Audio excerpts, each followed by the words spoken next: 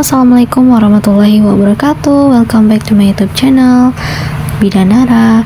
Oke, di sini kita akan membahas soal-soal P3K Kebidanan 2023 dan juga untuk persiapan UKOM dan SKB. Nah, kenapa? Karena di sini itu soalnya adalah soal yang khas sesuai FR, pembahasan lengkap dan juga soal kasus yang menjebak. Nah, untuk itu dimohon bantuannya agar subscribe, like, dan komen terlebih dahulu, serta aktifkan lonceng notifikasinya. Terima kasih.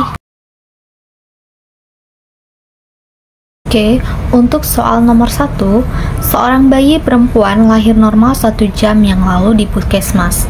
Hasil anamnesis lahir cukup bulan, menangis kuat, tonus otot kuat, kulit kemerahan, KU dalam batas normal, nadinya 88 kali per menit, suhu 36,5, pernapasan 72 kali per menit.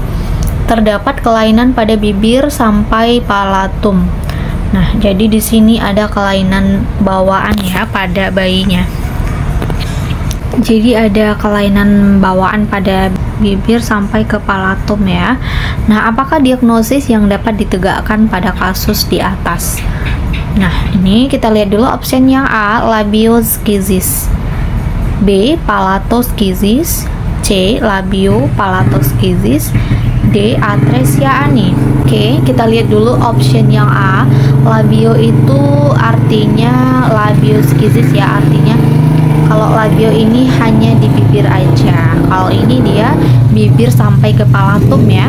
Kalau palatoskisis, nah itu hanya di palatum, di bagian palatum langit-langit aja, berarti ini bukan ya. Kemudian yang C, labio G. Nah, oke, kita lanjutkan. Kalau labioskisis itu artinya labio ini bibir ya teman-teman ya, artinya itu hanya di bibir aja, sedangkan ini dia juga di palatum. Yang B, palatoskisis, bukan ya. Kalau palatoskisis itu hanya di langit-langit saja yang ada kelainan. Kalau C itu labiopalatoskisis. Nah, ini dia jawabannya yang C ya. Sedangkan kalau atresia ani itu tidak terdapatnya lubang anus. Jadi jawabannya C untuk soal yang nomor 1. Next, nomor 2. Seorang bayi berusia 4 hari dibawa ibunya ke klinik untuk memeriksakan bayinya. Nah, jadi ini 4 hari ya. Hasil anamnesis, bayi malas menyusu dan ingin tidur terus. Hasil pemeriksaan, terdapat kuning pada wajah bayi, hingga leher, nah sampai ke dada. Jadi dari wajah, leher sampai ke dada itu dia kuning. Berdasarkan kasus di atas, berapakah derajat ikterus pada bayi tersebut? Berapa derajatnya? Apakah option yang A derajat 1, B2, C3, D4? Nah, oke, kita lihat dulu teman-teman untuk derajat Kramer pada bayi ya. Nah, ini dia teman-teman derajat ikterus berdasarkan Kramernya. Jadi kita lihat di sini kalau untuk yang derajat 1 itu hanya bagian kepala dan leher saja. Nah, itu perkiraan kadar bilirubinnya itu 5,0 mg ya. Jadi seandainya nanti ada pertanyaannya berapa kadar bilirubinnya. Nah, ini kita sudah tahu ya. Kalau yang derajat 2 itu dari kepala dan leher sampai badan atas. Badan atas itu maksudnya apa? Di atas umbilikus. Nah, di atas dari pusarnya teman-teman sampai ke dada. Berarti untuk jawab pertanyaan yang tadi itu jawabannya derajat 2 ya, karena dia sampai dada. Kemudian kita lihat untuk derajat 3 itu sampai badan bawah, di bawah umbilikus hingga tungkai atas.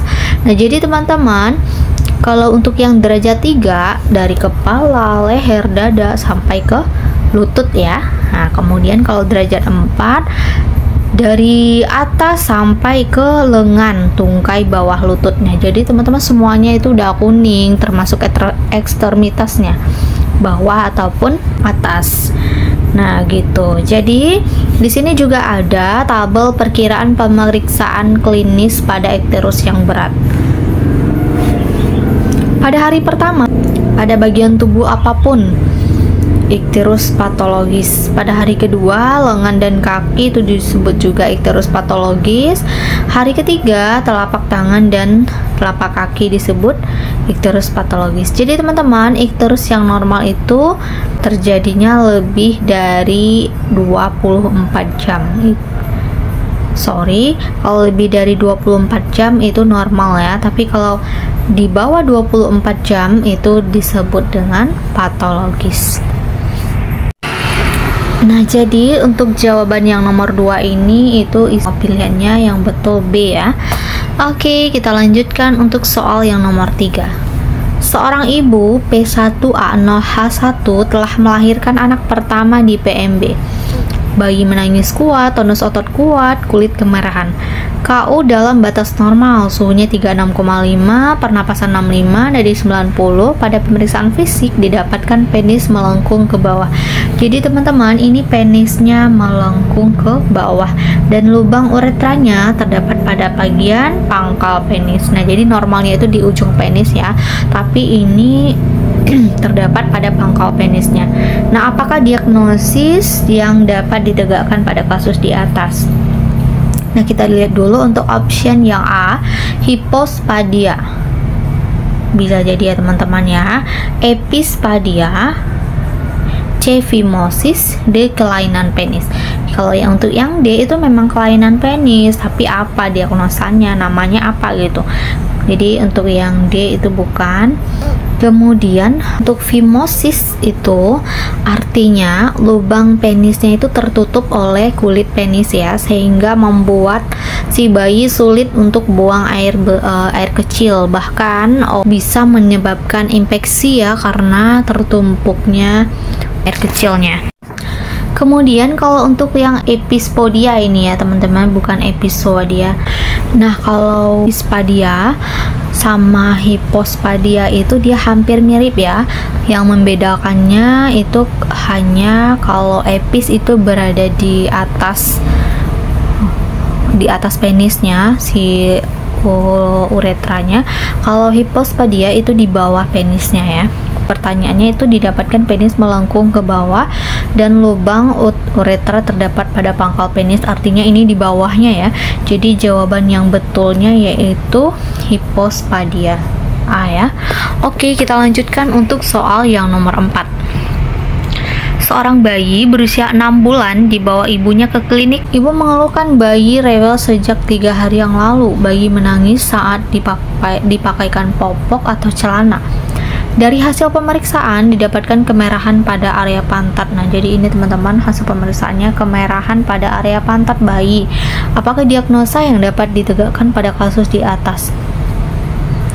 A, diapors ras, B, miliaris, B, biang keringat, D, oral thrush. Kalau oral thrush ini putih-putih di mulut ya, jadi bukan. Kalau biang keringat itu biasanya di punggung, bisa juga di paha ya, bisa jadi. Namun kalau karena popok bukan biang keringat namanya. Kalau miliaris itu dia hampir sama dengan biang keringat ya, dimana adanya bentolan-bentolan kecil yang terasa timbul di mana dia gatal dan menimbulkan sensasi panas ya. Nah, miliaris ini juga bisa terjadi pada orang dewasa ya teman-teman ya. Kemudian yang A itu diaporas. Nah, ini adalah keadaan ruam ke popok karena popok bayi yang kelamaan dipakaikan pada bayi sehingga membuat iritasi pada bagian kulit bayi pada pantatnya. Jadi jawaban untuk soal nomor 4 ini A ya, diaperas. Oke, kita lanjutkan soal yang nomor 5. Seorang bayi usia 15 hari dibawa ibunya ke klinik untuk berkonsultasi. Hasil anamnesis, ibu mengeluh bayinya rewel sejak 3 hari yang lalu. Jadi ini bayinya rewel 3 hari yang lalu ya. Bayi saat ini diberi susu formula karena ASI ibu sedikit.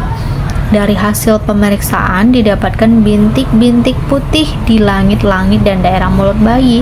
Nah, ini karena ASI yang yang diberikan itu tidak dibersihkan di area mulut bayi ya, sehingga menimbulkan bintik-bintik putih.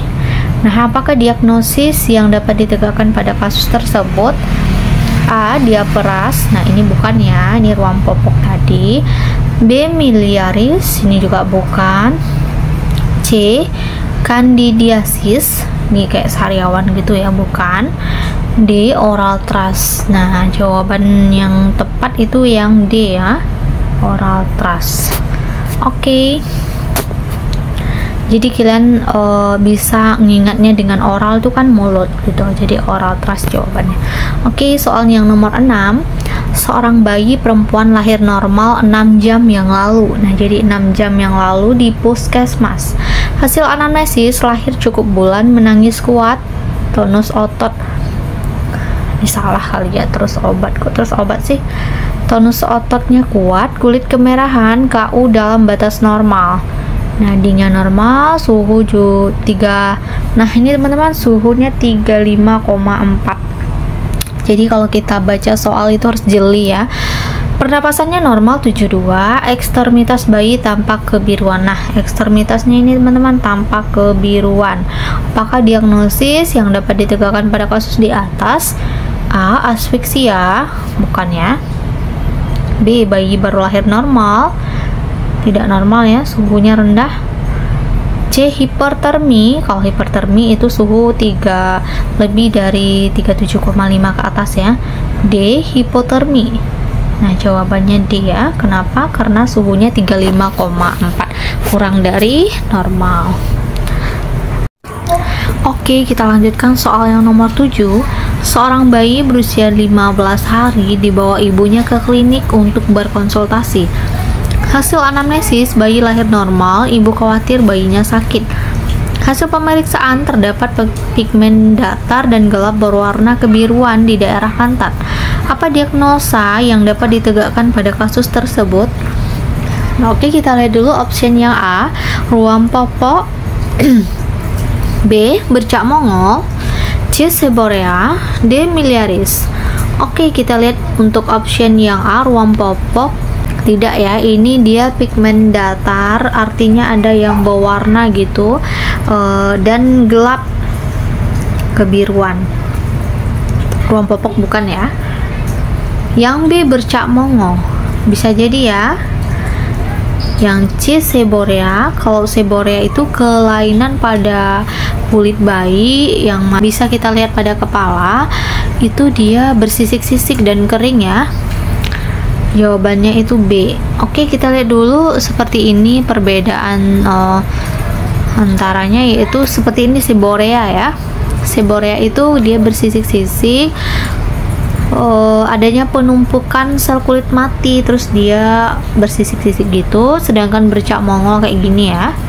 Nah, bercak mongol ini dia bawaan dari lahir tapi tidak sakit. Oke, kita lanjutkan soal yang nomor 8. Seorang bayi berusia 4 hari dibawa ibunya ke klinik untuk memeriksakan bayinya. 4 hari ya. Hasil anamnesis, bayi malas menyusu dan ingin terus tidur. Hasil pemeriksaan terdapat kuning pada wajah bayi hingga leher. Jadi dia bayinya tuh kuning 4 hari ini guys. Jadi ini normal ya. Apakah diagnosa pada bayi tersebut? A. Bayi baru lahir normal. B. Ikterus patologis. Nah, ini kuning ya teman-teman ya. Kuningnya ini termasuk normal kah? Termasuk nggak normal kah? Yang B. Ikterus patologis. Patologis itu nggak normal ya, bukan. Yang C. Ikterus fisiologis. Ya, jawabannya C ya. D. Gawat janin, bukan ya, bukan gawat janin, dia masih normal. Oke, kita lanjutkan untuk soal yang nomor 9. Seorang bayi telah dilahirkan 2 jam yang lalu. 2 jam ya teman-teman ya. Bayi lahir normal, spontan, menangis kuat, berat badan 3.400 gram, panjang badan 46 cm, jenis kelamin laki-laki.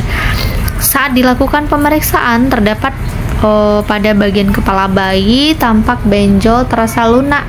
Ini ada benjolan, terasa lunak dan tidak merah. Apakah nama benjolan pada kepala bayi tersebut? Nah, jadi kita lihat dulu option yang A ya, sepal hematom.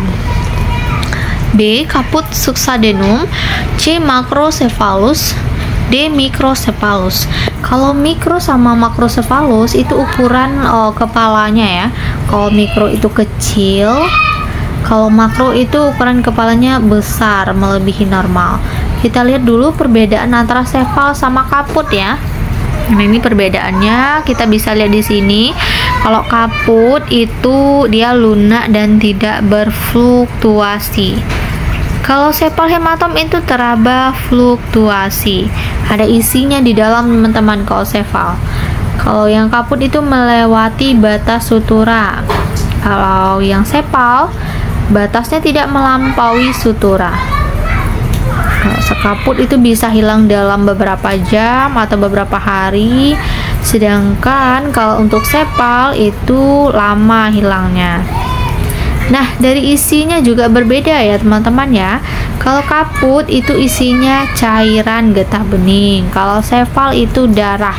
Kalian bisa ingat dengan cara kaput cairan, sepal darah, gitu cara. Sepal hematom ini kan darah.